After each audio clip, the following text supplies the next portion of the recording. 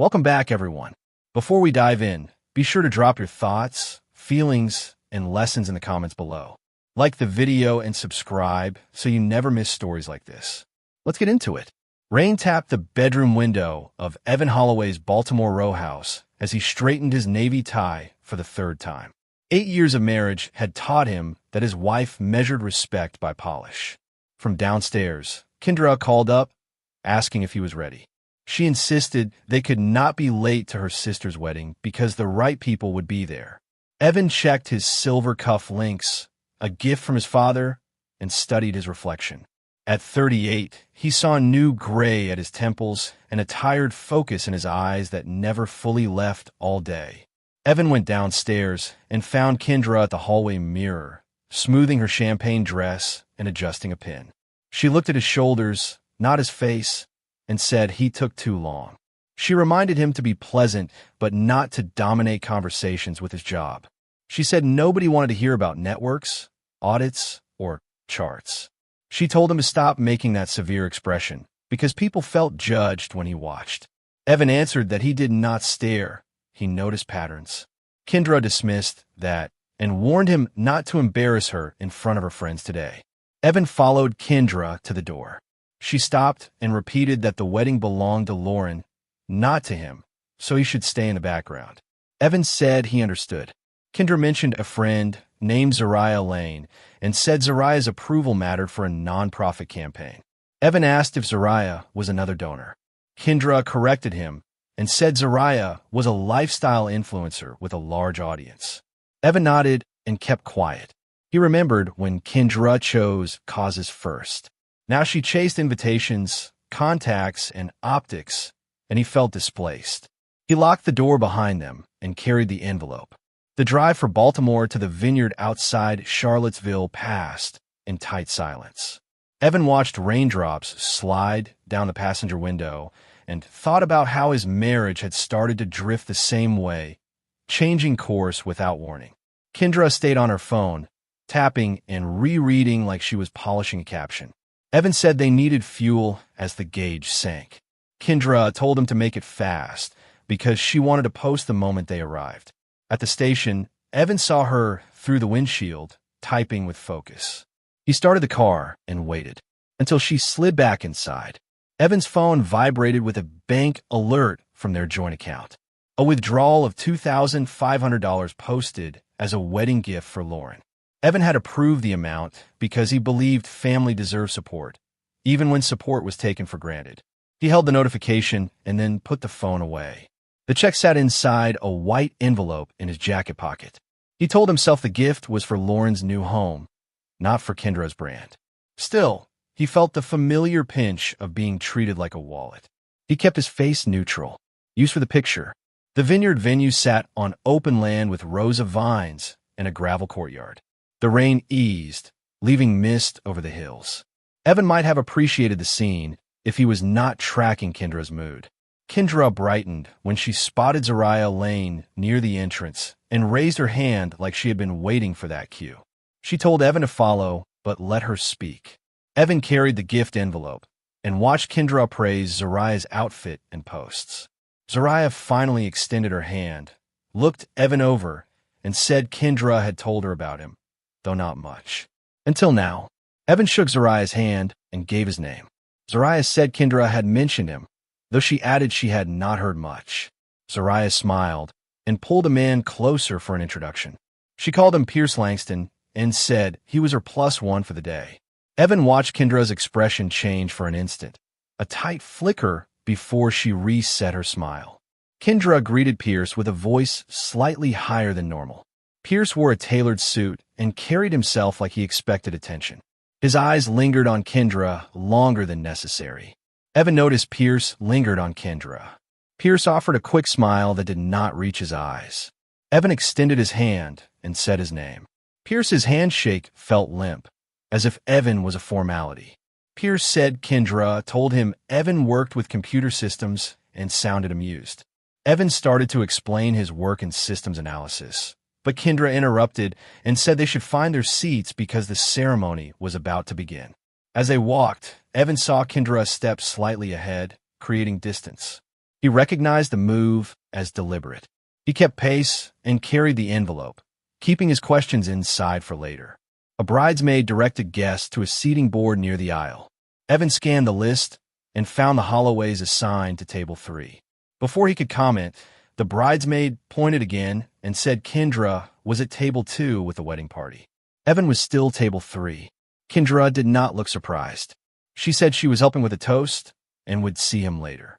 Evan watched her leave without checking whether he followed. He sat through the vows, but his focus returned to Kendra and Pierce. From across the garden, he saw them orbit each other while never speaking. At the reception, Evan walked toward table 3 with the envelope in his hand. He stopped when he saw there was no place card with his name. Every chair was occupied except one, and Pierce slid into that seat as if it belonged to him. Evan said the seating board listed the Holloways at table 3. Pierce answered that he had been told to sit there with Zariah. A bridesmaid came over, checked her clipboard, and said there had been a last-minute change to accommodate Zariah's guest. Evan asked where he was supposed to sit during dinner and photos. The bridesmaid lowered her voice and said the room was overbooked. She asked if Evan would stand along the wall for dinner, at least during the formal photos. She added that he could take a plate from a buffet and find a corner later. Evan looked past her toward table 2. Kendra was laughing with the wedding party and did not look for him. The bridesmaid then said Kendra had requested that he not disrupt the family images. Evan felt something cold settle in his chest. He nodded once and stepped back, because protesting would only prove he belonged nowhere. Evan walked to the gift table past guests with champagne flutes. The envelope in his hand felt heavier than paper.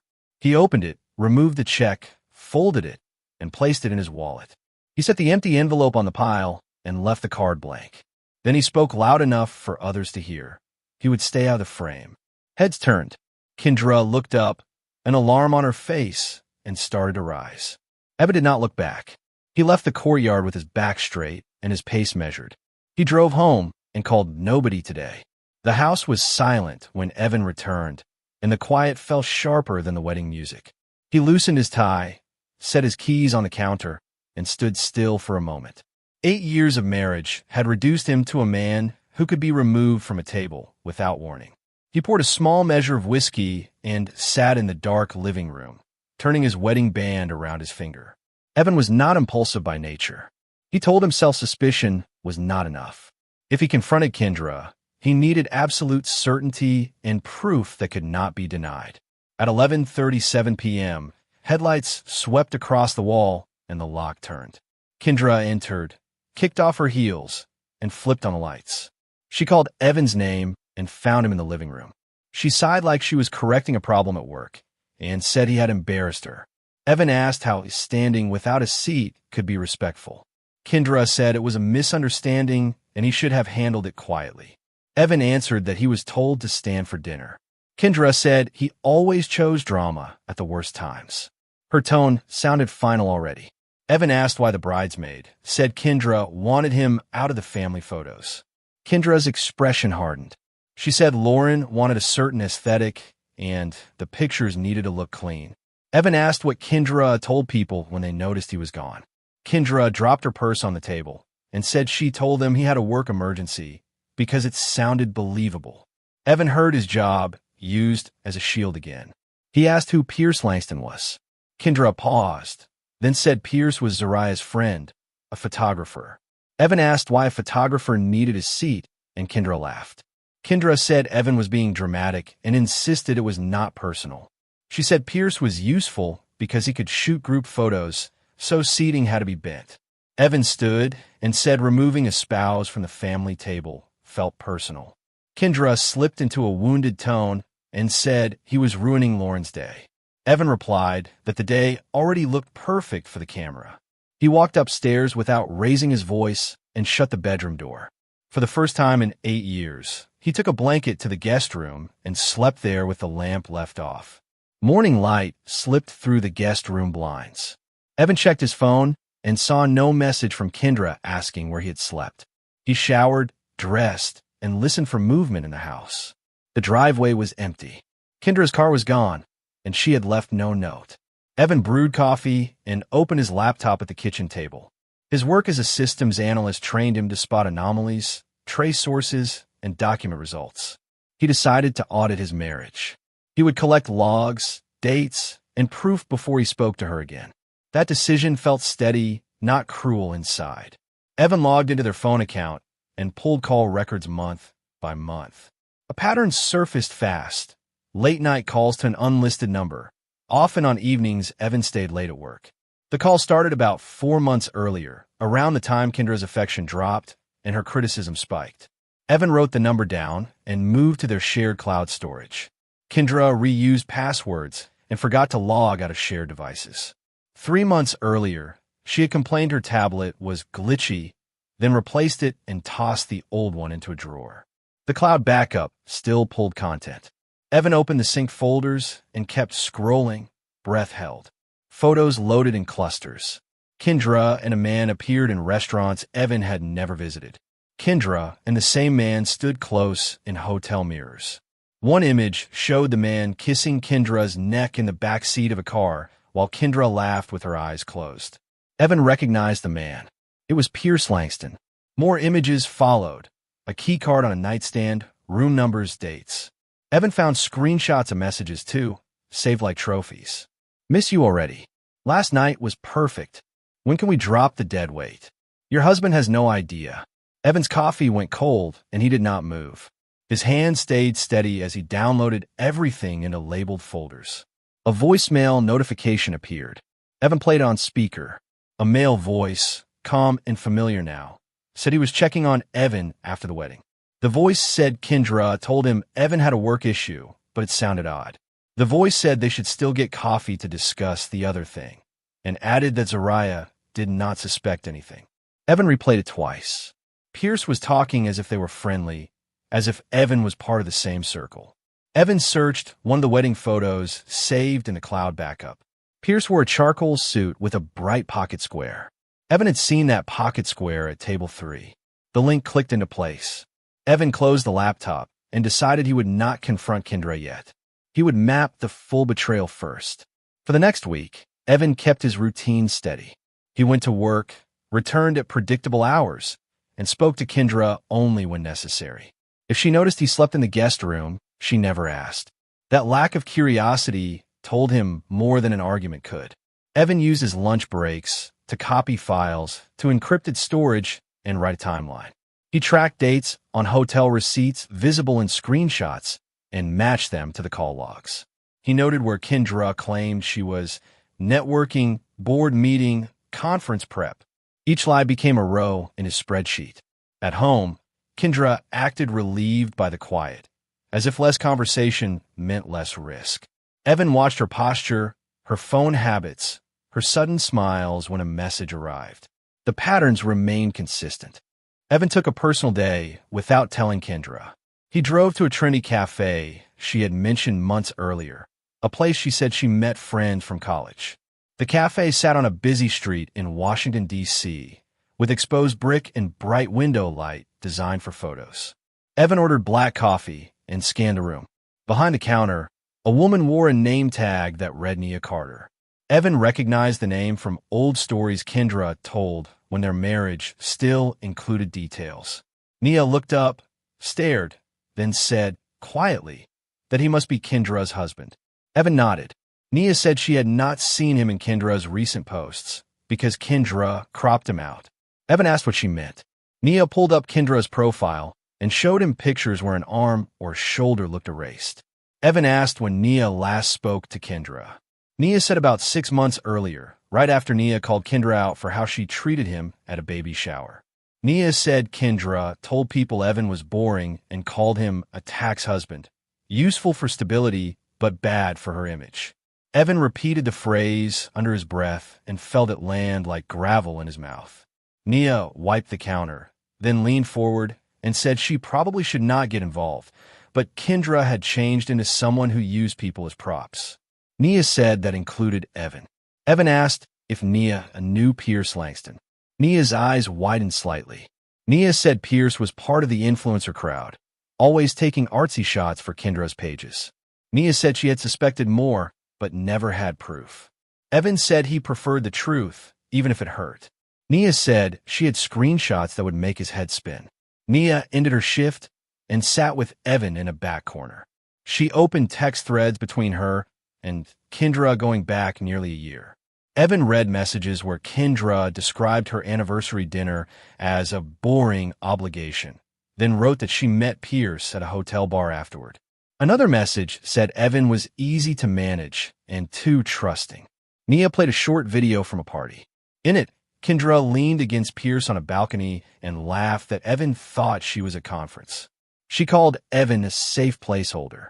Evan watched without reacting outwardly, but his jaw tightened and his breathing slowed.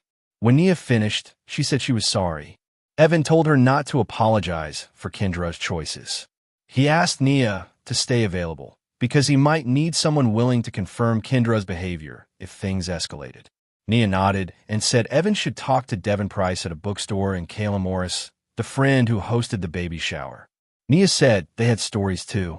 Evan met Devin at an independent bookstore 2 days later. Devin said Kendra had used the store for charity photo ops, then disappeared when the camera was off. Devin said Kendra told people Evan was socially inconvenient. Devin showed Evan an email chain where Kendra asked for free event space, promised exposure, then never followed through. Devin also gave Evan a list of contacts Kendra used: a nonprofit board assistant, a local sponsor, and a wedding coordinator email. Evan met Kaylin the next day at a public park. Kaylin said Kendra mocked Evan's plain personality in front of guests and claimed Evan preferred work because he cannot handle real life. Kaylin said she stopped inviting Kendra after that. Both Devin and Kaylin agreed to forward anything they had. Evan added their materials to his timeline and updated his contact list. He did not raise his voice once. He simply collected receipts. Evan set up alerts for any public post that tagged either Kendra or Pierce. One evening, while Kendra attended a networking mixer, Evan got a notification of a group photo posted by a man named Rashad Turner. The caption read, "Family dinner -1. Where's my brother-in-law?" Evan zoomed in. Zariah was in the photo. Kendra was there too, smiling. Pierce was missing. The comments revealed enough. Someone wrote, "Tell Tessa to rest. Baby soon." Another wrote, "Pierce better show up for his wife." Evan searched for Rashad Turner and found he worked as a litigation attorney in D.C. His profile listed an email. Evan wrote a short message: his name, his connection to Kendra, and a request to compare notes about Pierce Langston. The reply came the next morning. Coffee. 1 p.m. Come alone. Rashad arrived in a suit and sat like he had already decided what Evan was. He said he ordered black coffee for both of them because Evan looked like a man who did not add sugar. Evan thanked him and said he understood caution. Rashad slid a folder across the table. Inside were messages between Rashad and his sister, Tessa Turner Langston. Tessa was 7 months pregnant. Tessa wrote that Pierce was working late too often and disappearing on weekends. Rashad said Pierce had cheated before and talked his way out of it each time. Rashad said he had hoped the baby would settle Pierce, but it only made Pierce more careful. Evan said Pierce was involved with his wife. Rashad's eyes hardened. Rashad said Tessa deserved the truth before she delivered. Evan agreed. Rashad asked what Evan wanted: divorce, exposure, or both. Evan said he wanted proof so complete that neither Pierce nor Kendra could spin it into a misunderstanding. Rashad said Pierce kept a storage unit for photography backups and private client sessions. Rashad said he had the key because he helped Pierce move equipment once, back when Rashad still believed Pierce's excuses. Evan asked what was inside.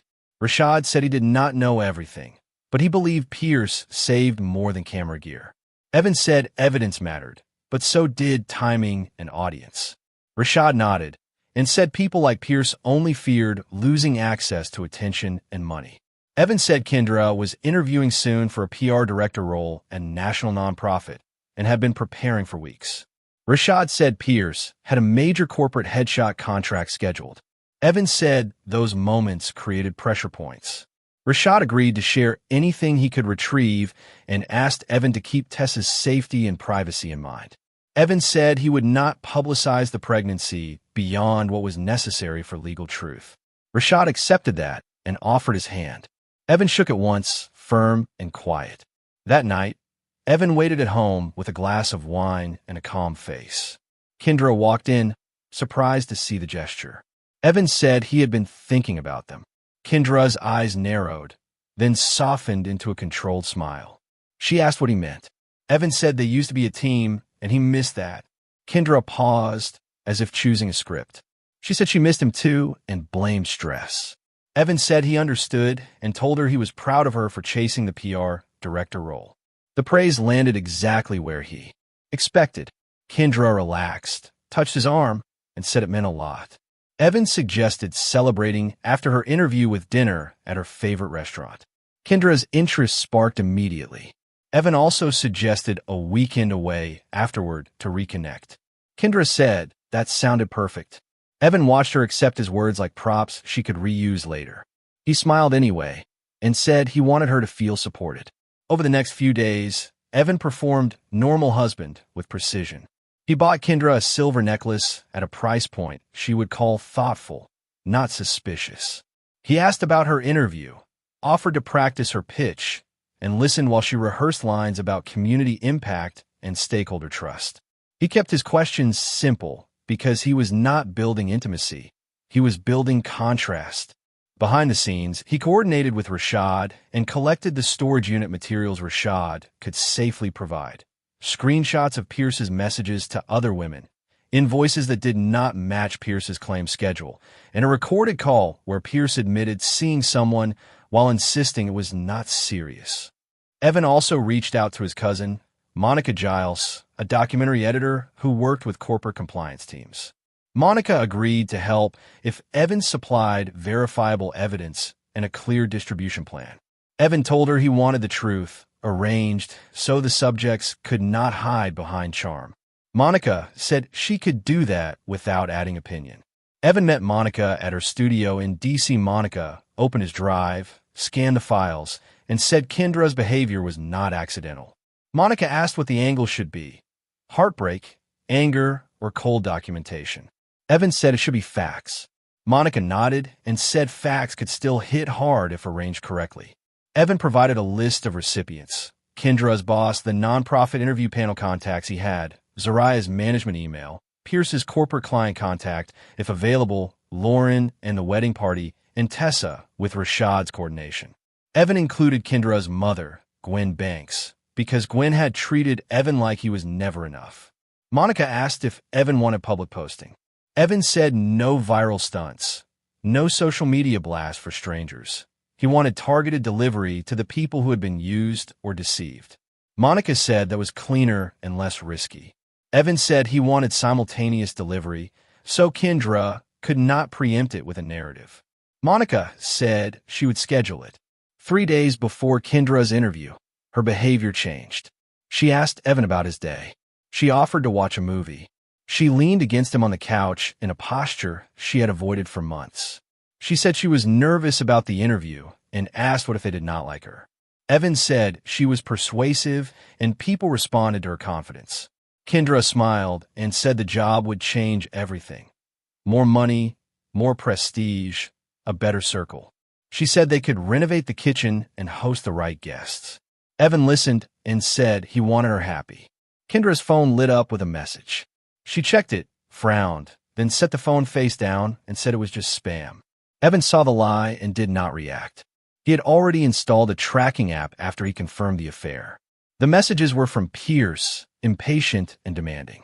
Evan suggested again that they take a weekend away after the interview. Kendra agreed too quickly, like she wanted to keep the performance intact. On the morning of the interview, the sky was clear, bright for late fall.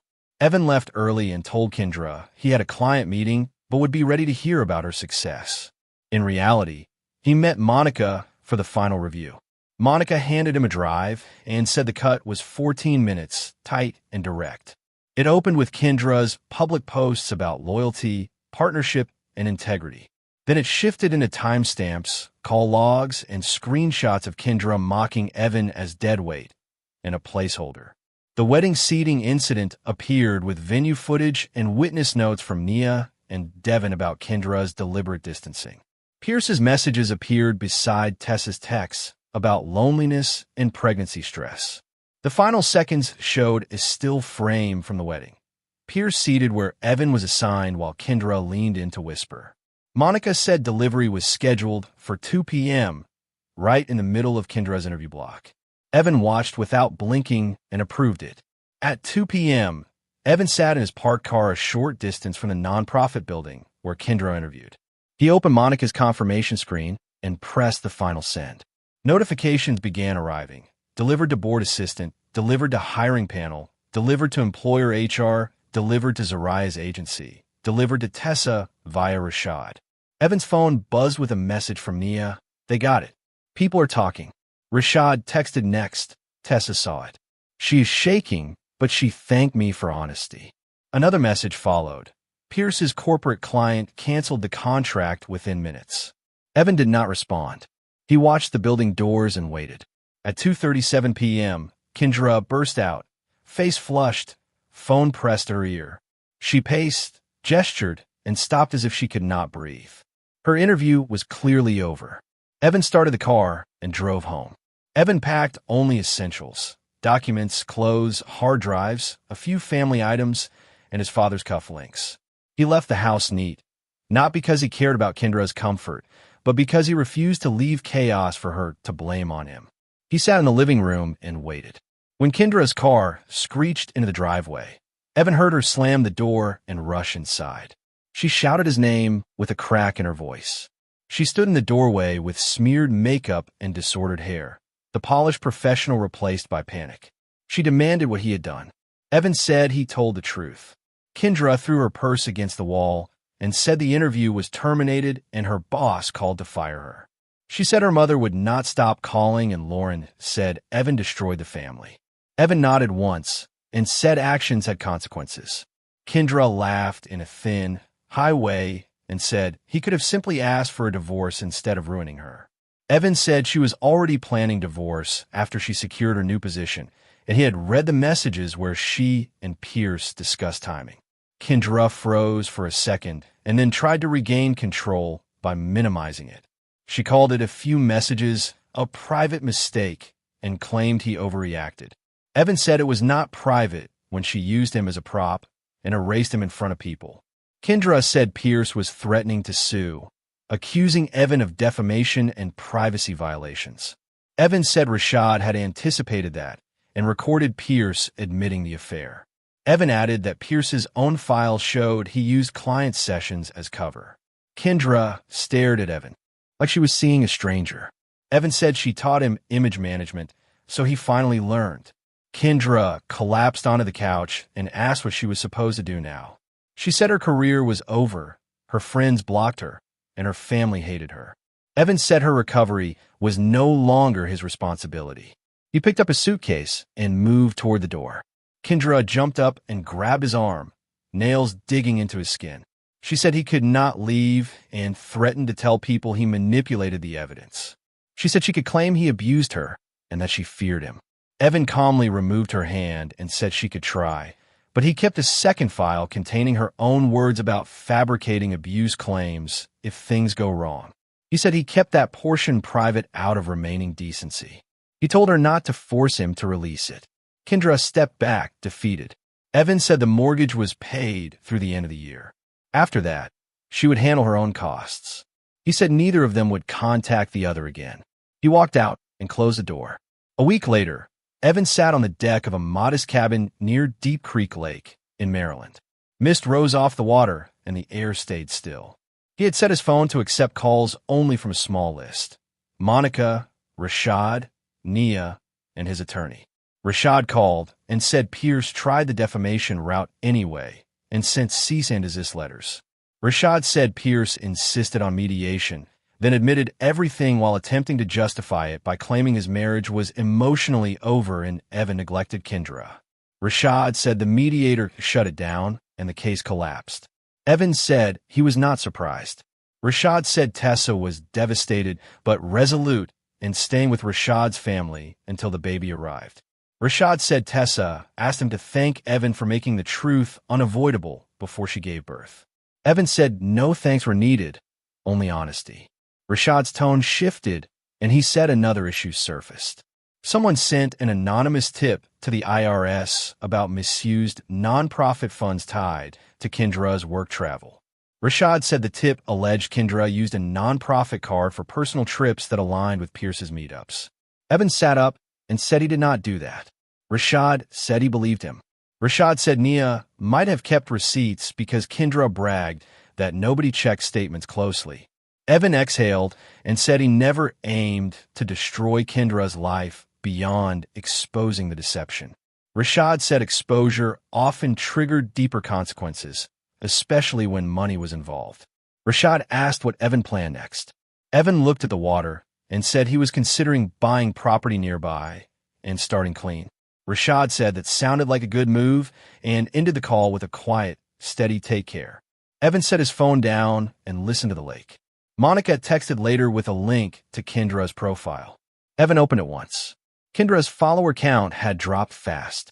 Her newest post was an apology with comments disabled. The image showed Kendra alone, eyes carefully arranged for sympathy, but Evan did not read the caption. He closed the app and set the phone face down, refusing to give her performance more attention. Evan made coffee and walked to the dock. He rented a kayak and pushed off into the calm water, letting the rhythm carry him forward. The movement felt simple and honest. Evan did not feel joy, not yet, but he felt relief. He'd spent months shrinking to fit a frame that never included him. Now, the frame belonged to him because he controlled his boundaries. Evan also took practical steps that stayed private. He opened a new account and moved his direct deposit. He changed his beneficiaries and updated emergency contacts. He met with his attorney in a small office and filed for divorce without drama, using evidence only where needed. He asked the attorney to handle communication through formal channels, so Kendra could not pull him into a late-night argument or a public scene. Evan changed passwords on shared services and removed his devices from Kendra's accounts. He documented every change with dates, not for revenge, but to prevent confusion later. He told his employer only what was necessary. There was a personal separation, and he wanted no contact at work. His manager nodded and said they would support him. Evan kept his circle small and his actions quiet. Back in Baltimore, Kendra tried to call Evan from new numbers. Evan blocked each one and forwarded the attempts to his attorney. Kendra emailed Monica once, demanding she retract the material. Monica replied with a single sentence. All content is documented and time-stamped. Kendra sent a message to Nia, claiming Nia was jealous and trying to ruin her. Nia replied with receipts and ended the conversation. Lauren texted Evan asking if any of it was real. Evan sent Lauren a short statement. He had been removed from the wedding table by Kendra's request, and the evidence confirmed an ongoing affair. He wished Lauren peace. Lauren later sent a brief apology for not noticing sooner. Evan did not demand comfort from her. He only noted that truth finally reached her too. Gwen Banks left a voicemail calling Evan cruel. Evan deleted it and did not respond. He knew Gwen's anger was not about morality. It was about embarrassment. Rashad visited the storage unit with a locksmith and his key, then documented what was inside with an inventory list. He found camera equipment, external drives, and printed contracts. He also found a folder labeled with date ranges that matched Pierce's meetings with Kendra. Rashad copied only what mattered, sealed the rest, and kept a chain of custody log in case Pierce tried to claim tampering. Rashad told Evan the files included messages and contact lists for other women. Evan said he did not want to harm people unrelated to his marriage, but he wanted Tessa protected and Pierce contained. Rashad said he would share only what Tessa needed for legal separation and custody planning. Evan agreed. The goal was not humiliation for entertainment. It was accountability where it belonged. Evan received the official divorce filing confirmation by mail at the cabin address. He held the envelope, signed one form, and set it down. The act felt anticlimactic, which he considered a relief. In his marriage, every disagreement became a spectacle managed for optics. Evan wanted the end to be quiet and final. He wrote one short note for the record, addressed to Kendra through his attorney. He would not discuss reconciliation, he would not be available for informal contact, and he expected all matters to be handled through counsel. He did not insult her. He did not ask for apologies. He stated terms. That was the difference between a performance and a boundary. Evan mailed it the same day. Weeks passed, and Evan built a new routine. He woke early, ate simply, and worked remotely when possible. He spent afternoons on the water or hiking trails near the cabin. At night, he read books without checking whether someone might weaponize his attention. He thought about the first year of his marriage, when Kendra laughed easily and asked him about his day with real interest. He did not excuse what she became by romanticizing what she once was. He accepted that both versions were real, and the later version chose harm. Evan also thought about how he responded. He did not scream at the wedding. He did not break anything at home. He gathered evidence and ended the relationship cleanly. That control was not cold. It was self-respect he had neglected. Rashad called again near the end of Tessa's pregnancy. He said Tessa had moved into a smaller apartment with family help and was preparing for the baby without Pierce. Rashad said Pierce tried to send gifts and letters, but Tessa refused them and kept communication through lawyers. Rashad said Pierce attempted to frame himself as the victim, claiming everyone overreacted. Rashad said the court record would not reflect Pierce's excuses. It would reflect Pierce's actions. Evan said he was glad Tessa had support. Rashad asked how Evan was holding up. Evan said he had hard moments, but he no longer felt erased. Rashad said that mattered. Evan ended the call and stared at the lake, thinking about how quickly a life could change when truth arrived on schedule. Monica sent Evan a final invoice marked paid in full and a note that she would not keep copies beyond the retention period they agreed on. Evan thanked her and asked her to delete anything personal that did not matter to legal proof. Monica replied that she already removed unrelated items and maintained only the essential record. Evan appreciated the professionalism. The whole situation could have turned into chaos if handled carelessly. Instead, Evan had chosen partners who understood discretion and documentation. He realized that was another lesson. The people who valued truth also valued restraint. Evan did not need an audience. He needed closure, safety, and a future not built on being tolerated.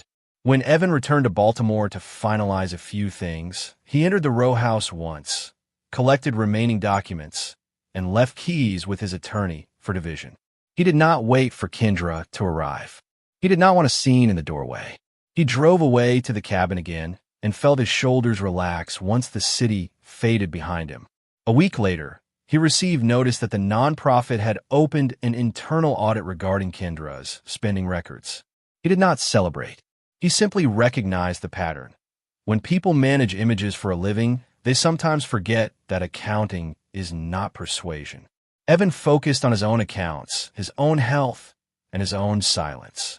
The day Evan signed closing papers on a small lakeside property, the room was plain: a table, a pen, a stack of documents, and a clerk who did not know his story. Evan preferred it that way. He signed, initiated, and shook hands with the seller. There was no speech, no announcement, no public victory. He drove to the property afterward and stood on the porch. The house was modest, with enough space for him and the life he planned to rebuild. He unpacked a single box, coffee mug, laptop stand, clean sheets, and the cufflinks his father gave him. He placed them in a drawer like a promise. His phone buzzed with one message from Rashad. Tessa delivered. Healthy baby. Pierce is not allowed near the room. Evan replied with 2 words, glad to hear. Then he turned his phone off. On the first morning in the new place, Evan brewed coffee and opened the curtains. The lake was still. The air was cold and clear. Evan sat at the table and wrote 3 simple lines in a notebook. He would not ignore patterns. He would not beg for a seat. He would not stay where he was treated as background. He did not write about revenge. He did not write about Kendra. He wrote about himself because that was the person he needed to protect. Later, he carried a kayak to the water and paddled slowly, letting the rhythm settle him.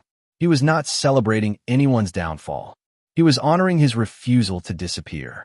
Evan thought once more about the wedding table and the empty place card that never existed. He remembered how Kendra had smiled while he stood along the wall like an inconvenience. He remembered how Pierce sat where Evan was assigned and acted entitled to the space. Evan also remembered the moment he removed the check, left the empty envelope, and walked out without shouting. That was the moment he stopped pleading for basic respect. The rest was paperwork and evidence, but that first step was internal. Evan had stepped out of someone else's frame. He had become the one who decided what was acceptable. That decision did not make him cruel. It made him free. Evan kept his circle small, Rashad and Tessa for updates, Nia for honesty, Monica for professional closure. He did not seek new romance as a distraction. He did not post cryptic quotes online. He did not measure healing by attention. He measured it by how his nervous system settled over time, how he slept without waking to check a phone, how he ate without feeling hollow. Some nights, the betrayal returned like a cold draft. When it did, Evan reminded himself of the facts. He had not been crazy, he had not imagined the distance, and he had not deserved erasure. He had responded with clarity and restraint. The rest belonged to the people who chose lies. Months later, Evan received the final divorce decree by mail. He opened it at the kitchen table, read it once, and placed it in a folder. There was no rush of triumph, only a quiet acknowledgement that a chapter had closed by law and by choice. He walked outside, stepped onto the porch, and watched the lake for several minutes. He did not think about what Kendra might be doing. He did not wonder whether she regretted anything. Regret did not rebuild trust. He thought about what he wanted next: steady work, honest friendships, a home where his presence was not negotiable. He went back inside and made dinner. That simple act felt like peace. Evan never released part 2 of the material. He kept it sealed with his attorney, not because Kendra deserved protection, but because Evan refused to become a person who used threats for entertainment. He had used a boundary when necessary, then ended contact. That was enough. He heard through Nia that Kendra tried to rebrand, tried to blame, miscommunication, tried to imply Evan was controlling. The attempts did not stick because the evidence had timestamps and context. Evan did not correct rumors publicly. He did not need to. The people who mattered had already seen the full picture. Evan focused on the lake, his work, and building habits that did not depend on another person's approval. Evan's new life was not dramatic. It was deliberate. He woke early, worked, exercised, and cleaned his home. He learned which grocery store had good produce and which one did not. He found a local mechanic and a local barber. He joined a small gym and spoke to people without trying to impress them. When someone asked why he moved, he said he wanted to change, and that was the truth. He did not owe strangers his pain. He kept his story from moments when trust was earned. That privacy was part of his success. He had lived too long under someone else's camera. Now he lived under his own rules. On an ordinary afternoon, Evan received a short message from Lauren. Lauren said she had finally understood what Evan meant by frame and apologized for participating in a day that treated him as optional. Evan replied that he appreciated the apology and wished her well. That was all. He did not reopen the past to punish her. The anger belonged to Kendra and Pierce, and even that anger was fading into something quieter: indifference. Evan had learned that indifference could be healing when it meant he no longer needed answers from people who never cared to be honest. He closed the message and returned to his work because his time was his own again. Evan sometimes remembered the moment Kendra told him to stop talking about his job because it bored her friends. Back then, he believed he needed to shrink to keep peace. Now he understood that shrinking was not peace, it was surrender. He had a career built on solving problems by studying systems and patterns. He used that skill to save himself from a relationship that had become a long-term error. He did not regret trusting Kendra at the start. He regretted ignoring warning signs when she began treating him like a tool. That regret did not trap him, it sharpened him. It reminded him what he would never accept again. Evan's lawyer later confirmed the nonprofit audit found irregular spending tied to Kendra's travel. The report did not mention Evan. It did not need to. Evan had never touched those accounts. He had exposed the affair and the manipulation. The rest surfaced because records exist. Evan did not celebrate the audit's outcome. He simply noted that consequences often arrive from directions no one can charm. He thought about how Kendra once said imagery was everything. Evan now believed documentation was everything. Documentation did not care about charisma. It did not care about curated lighting. It cared about facts. Evan lived by that now, in work and in personal boundaries. The seasons changed around the lake. Winter became spring. Evan planted a small set of herbs near his kitchen window. He bought a second-hand desk and set his laptop there, facing the water. He began to sleep deeply again. Some mornings he woke with a steady calm that felt unfamiliar at first, like a new language. He did not call it happiness, because happiness felt too loud for what he wanted. He called it stability. He had spent 8 years paying for someone else's stability while being denied basic respect. Now he built his own. He did it privately, without announcements, and that privacy felt like power. Evan ran into Nia once when she visited the area with family. They sat in a diner and talked about nothing serious for an hour. Nia said she was glad Evan did not stay trapped.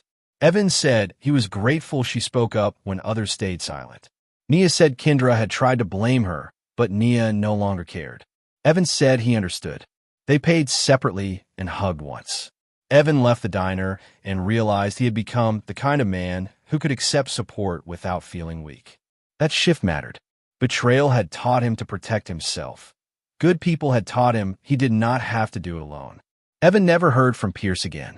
Rashad mentioned Pierce moved apartments and lost several clients. Pierce attempted to rebuild his business, but his reputation stayed damaged among the circles that mattered to him. Evan did not track it. He had no desire to watch Pierce's struggle. Evan only cared that Tessa and the baby were safe. Rashad later said Tessa filed for divorce and set firm custody conditions. Evan respected her decision. He understood that some relationships cannot be repaired once contempt replaces respect. Evan's own contempt had not driven him. His clarity had. That difference allowed him to move forward without becoming bitter. One evening, Evan sat on his porch and heard distant laughter from a neighboring house. It was not his laughter, but it did not sting. It reminded him that life continued, even after loss.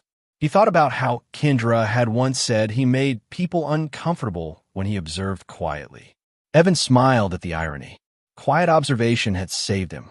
It had allowed him to notice when affection dropped, when excuses grew, when patterns appeared. Observation became action, and action became freedom. Evan finished his coffee, went inside, and turned off the lights. He slept with the sense that he belonged in his own bed, in his own home, without permission. Evan also recognized the simplest truth. He did not win because Kendra suffered. He won because he refused erasure. Standing without a seat at the wedding was humiliating, but leaving was a choice. Collecting evidence was not cruelty. It was protection against manipulation. Delivering the truth to the people Kendra and Pierce deceived was not entertainment. It was accountability. Evan did not want applause. He wanted to live without being managed. That private success mattered more than any public confrontation. He never gave a speech, never posted a thread, never asked strangers to validate him. He just left, rebuilt, and stayed gone. On the anniversary of the wedding, Evan paddled across the lake at sunrise. The water was calm. His shoulders felt lighter than they had in years. He remembered Kendra's words about aesthetic and clean pictures, and he understood what she really meant: control. Evan had been asked to disappear so Kendra could control how people saw her. Evan had chosen to show the full record instead. That act changed the direction of his life. It also taught him the value of a quiet boundary. A boundary does not need an audience to matter. It only needs enforcement. Evan turned his kayak toward shore and felt steady. Later that day, Evan stood in his kitchen, made dinner, and listened to nothing but the hum of the refrigerator and the soft wind outside. He did not feel haunted by the past the way he once did. The memories existed, but they no longer controlled him. He had learned that love without respect becomes a trap, and that respect begins with what you allow. Kendra had tried to edit him out. Pierce had treated him like a placeholder. Evan had refused both roles and walked away with the truth in his hands. He had become a frame that revealed what was real, and then he left the picture entirely. If this ending hits you, type "the frame" in the comments. And share this with someone who needs the reminder. Never let anybody make you feel invisible. Which moment was the coldest? The missing seat, the voicemail, or the scheduled drop? The end.